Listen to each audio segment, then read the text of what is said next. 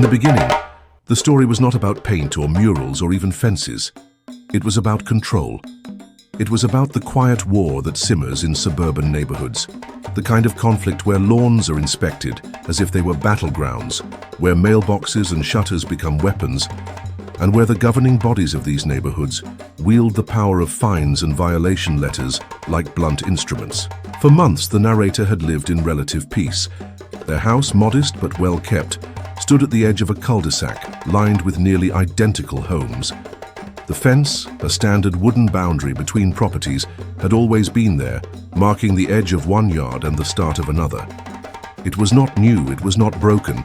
But for someone like Karen, the self-appointed watchdog of the Homeowners Association, it was not acceptable. Karen had a way of seeing flaws where none existed. A slightly crooked mailbox, a patch of grass that browned under the summer sun, a trash bin left out for an hour too long. These were not inconveniences to her. They were opportunities to assert dominance. And the fence, worn by time and weather, had become her latest crusade. Letters began to appear in the mailbox. Officially typed and stamped with the HOA seal, they all said the same thing. The fence was unsightly. It clashed with the visual harmony of the neighborhood. It needed to be repaired, replaced, or removed entirely. Failure to comply would mean fines. Failure to pay fines would mean escalation. At first, the narrator ignored them. After all, this was a fence. Solid, upright, and perfectly functional. It kept the dog in. It kept the neighbors out. What more could a fence be expected to do? But Karen did not operate on reason. She operated on persistence. Soon the letters were joined by personal visits. Karen would stroll along the cul-de-sac in her pressed slacks and floral blouse, clipboard in hand, inspecting the property as if it were hers to own. She would linger in front of the fence, scribbling notes, sometimes taking photos with her phone. To her, this was not harassment, it was enforcement. To the narrator, it was provocation, and the more she pressed, the more resistance hardened. The fence became more than just wood and nails. It became a symbol.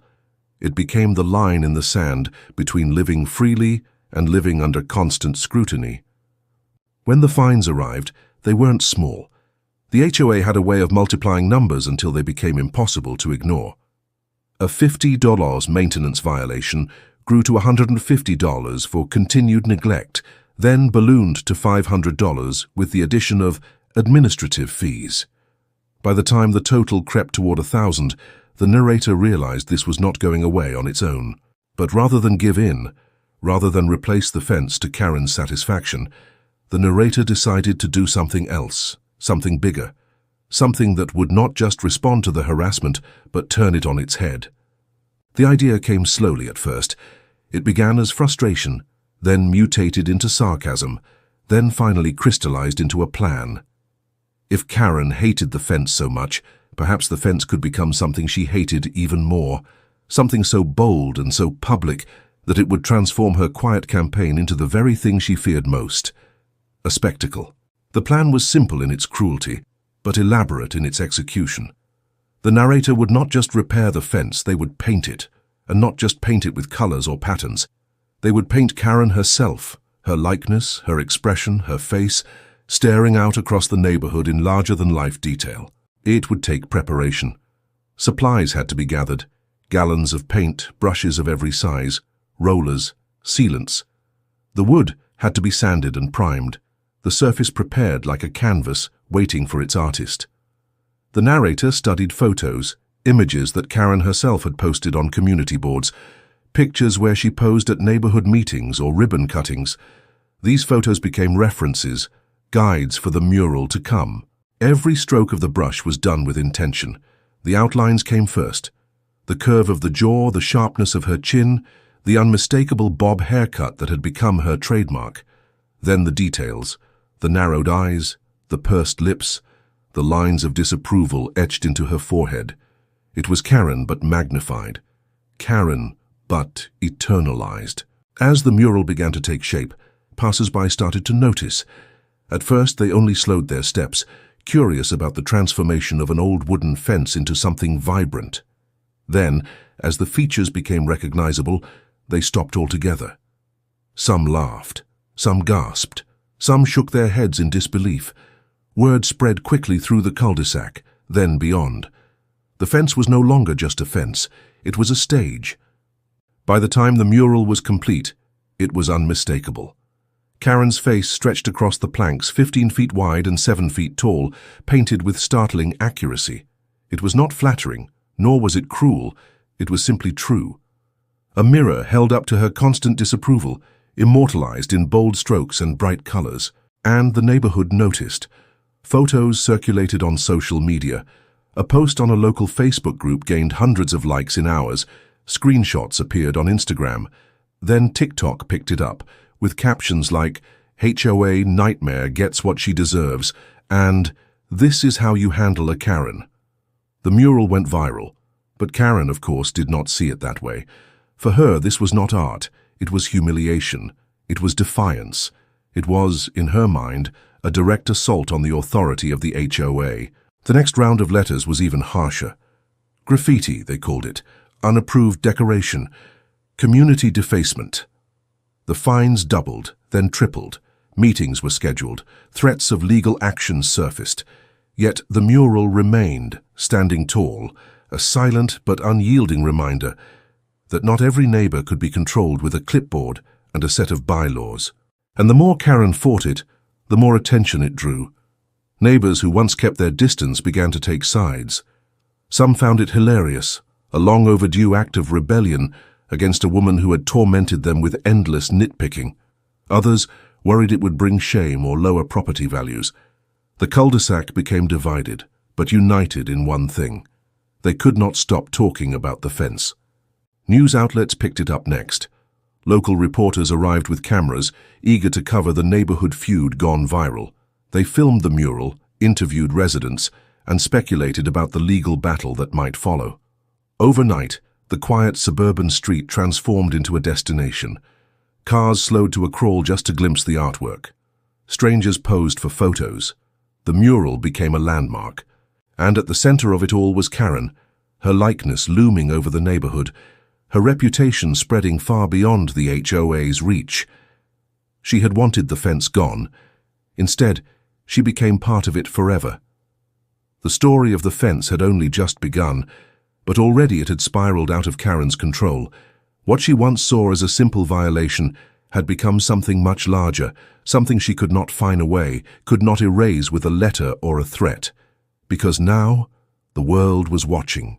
And as the cameras lingered, and as the likes and shares multiplied, one thing became clear. The battle was no longer between a homeowner and an HOA.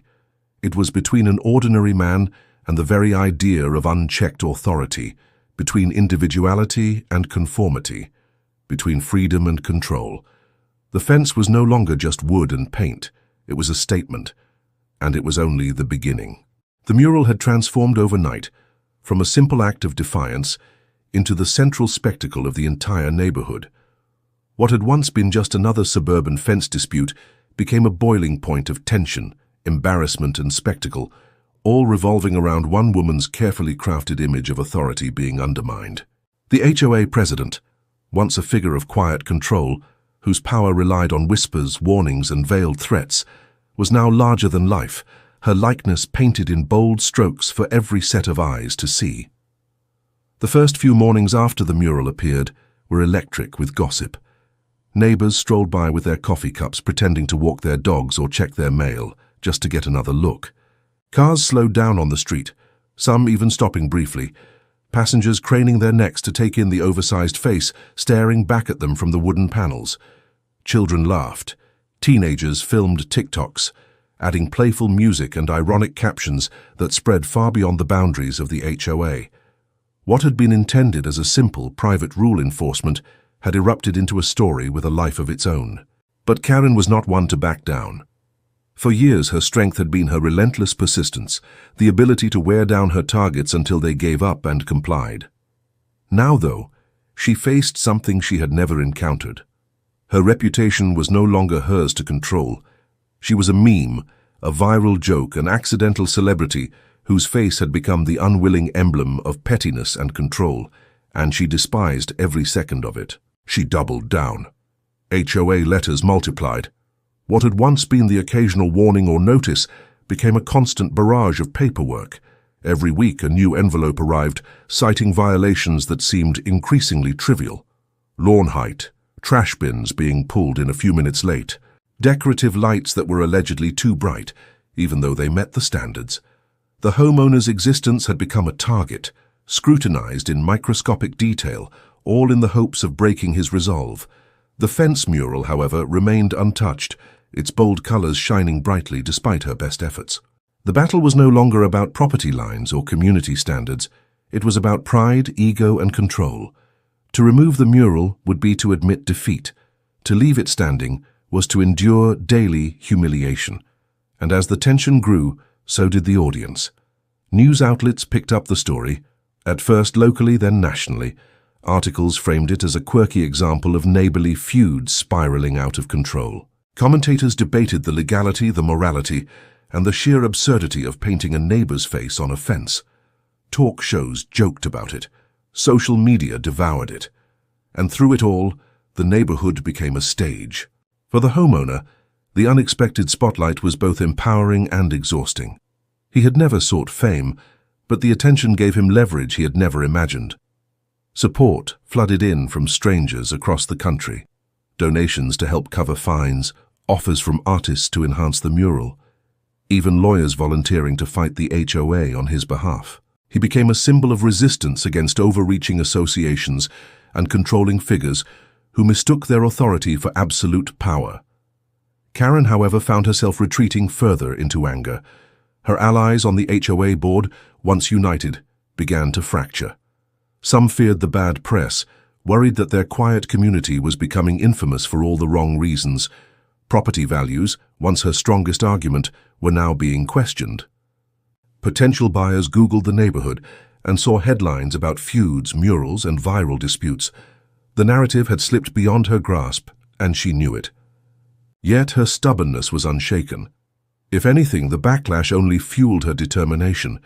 She began seeking legal action, threatening lawsuits, citing defamation, and insisting that the mural was harassment. But the law, it turned out, was murky in this case. The fence was on private property. The art, though provocative, was not obscene, and every attempt she made to escalate the matter only generated more coverage, more ridicule, more attention that she never wanted. Meanwhile, the mural itself evolved. At first, it had been a straightforward likeness, her face recognizable and oversized, but as the weeks went on, artists from outside the neighborhood added flourishes. Subtle changes, playful exaggerations, even elaborate backgrounds began to take shape. One weekend, a group of visiting street artists transformed the plain fence into a fully detailed work of satire, surrounding her portrait with whimsical designs and ironic elements that made the fence not just a neighborhood curiosity but a piece of living art. It was no longer just a defiant gesture. It was a landmark. The community divided sharply. Some neighbors quietly admired the audacity, appreciating the humor and creativity, even if they didn't say so aloud. Others sided with Karen, either out of fear of the HOA or genuine discomfort with the attention the mural attracted.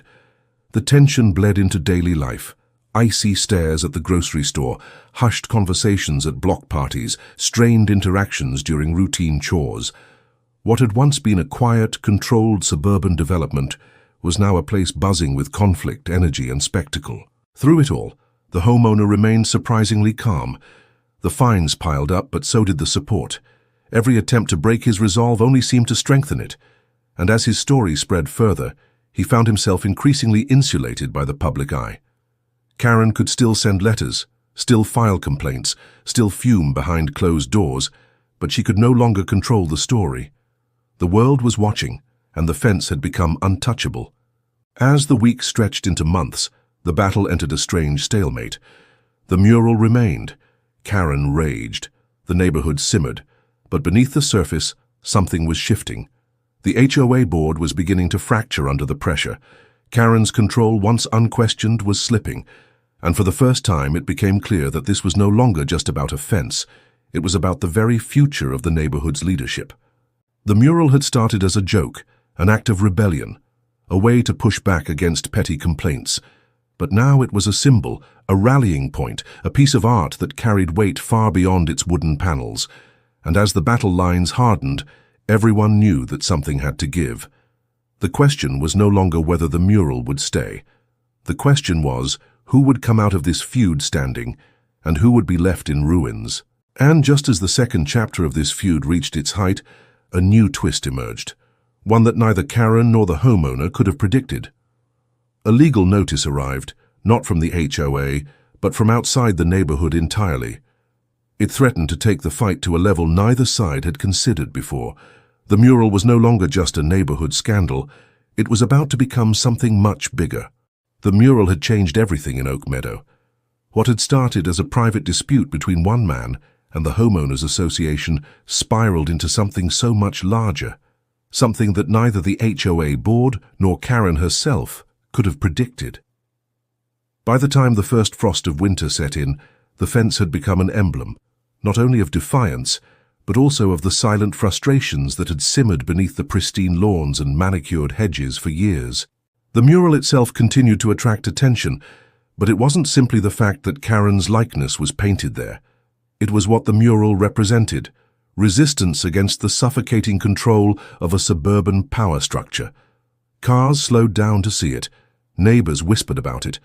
Even strangers from outside the community occasionally stopped to snap a photo, and every time they did, the HOA seethed. Karen, especially, carried the weight of the mural like a scarlet letter. Each day as she drove past, she couldn't avoid it. No matter the route she took, no matter how high she held her head, her own face, frozen in dramatic, exaggerated disdain, loomed at her. It was inescapable. Her anger hardened into obsession. She brought motion after motion before the HOA board, citing violation after violation, trying desperately to have the mural removed. But the problem was that each time she pushed, the resistance grew stronger. The other residents, many of whom had endured years of strict and often unreasonable HOA enforcement, began to quietly admire the homeowner's stand. They noticed how Karen's arguments, once powerful, now came across as shrill.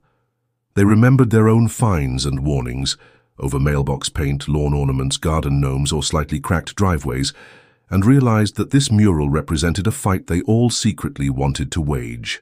What began as hushed support grew into small acts of rebellion. One household left their Christmas lights up longer than allowed, daring the HOA to issue a warning. Another family installed a swing set in their backyard without seeking Karen's approval. Someone even painted their garage door a shade darker than the regulation beige. None of these acts were large enough to spark a crackdown, but they built momentum, eroding the sense of HOA control. By midwinter, the board meetings turned into battlegrounds. Karen continued to argue that the mural degraded property values, destroyed the aesthetic of the community, and embarrassed Oak Meadow in the eyes of outsiders. Yet every time she made these claims, other neighbors began to speak up. They noted that property values hadn't declined at all. If anything, the attention made their neighborhood more desirable. Some even suggested that the mural had drawn attention to Oak Meadow's unique character. The tension reached a boiling point one icy January evening when the HOA attempted to fine the mural's owner for the third time. The fine, much larger than before, was delivered with an official notice threatening legal action. But unlike the earlier warnings, this one didn't just land on the homeowner's desk. It became public knowledge almost instantly. Someone leaked it online, and within hours the story exploded across social media again, bigger than before. The headline practically wrote itself, "HOA tries to silence viral fence mural." News stations picked it up, local journalists covered it, and soon national outlets were weighing in. Suddenly, what had once been a neighborhood squabble transformed into a broader story about overreaching homeowner associations, personal freedoms, and the clash between conformity and individuality in modern suburbia. The HOA board was unprepared for the backlash. Their official website crashed under the weight of traffic. Their contact email was flooded with thousands of angry messages. Protesters even appeared at the gated entrance of Oak Meadow, holding signs with slogans like, "Let the fence speak" and "Down with Karen's rules." Karen herself became the unwilling face of the controversy. Strangers mocked her online. Memes spread across TikTok and Twitter, exaggerating her scowl, overlaying her likeness with captions about HOA tyranny.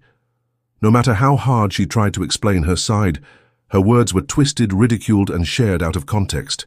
She had become infamous, a symbol of pettiness and authoritarian overreach. The mural's creator, on the other hand, found himself in a strange new position. At first, he had painted the fence out of spite, a pointed response to Karen's endless complaints. But now, he was being hailed as a folk hero. Reporters showed up at his door, eager for interviews. He declined most of them, choosing instead to let the mural speak for itself. The less he said, the more people projected their own frustrations onto him, and the more the mural's legend grew. Meanwhile, within Oak Meadow itself, fault lines deepened.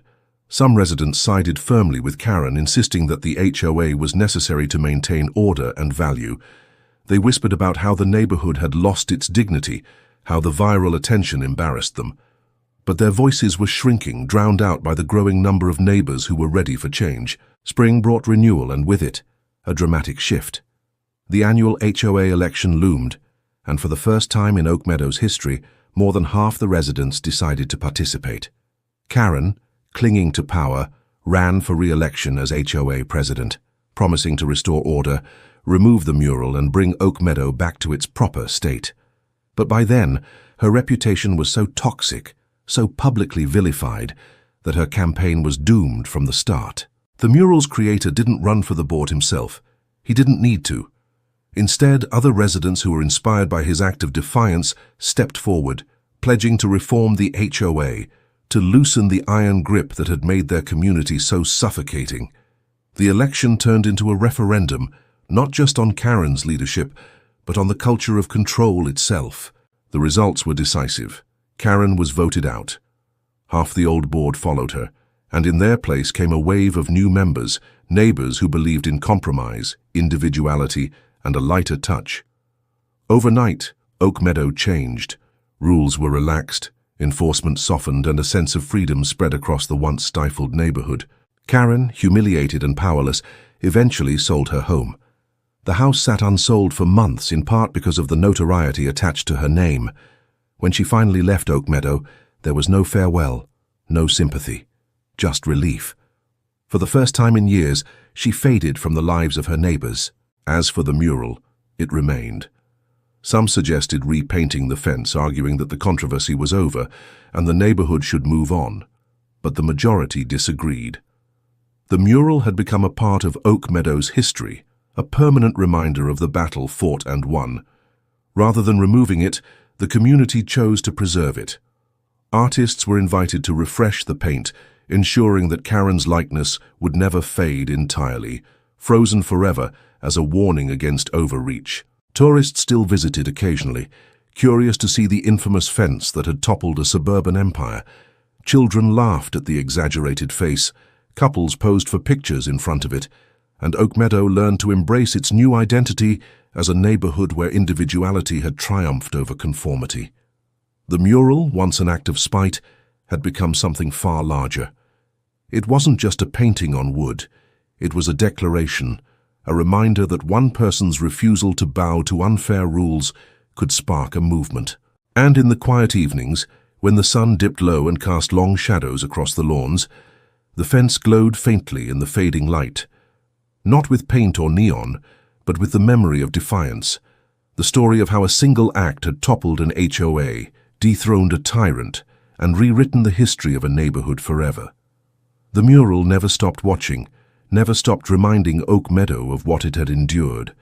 And in that way, Karen's face remained exactly where it belonged, on the fence, staring out at the world, powerless at last.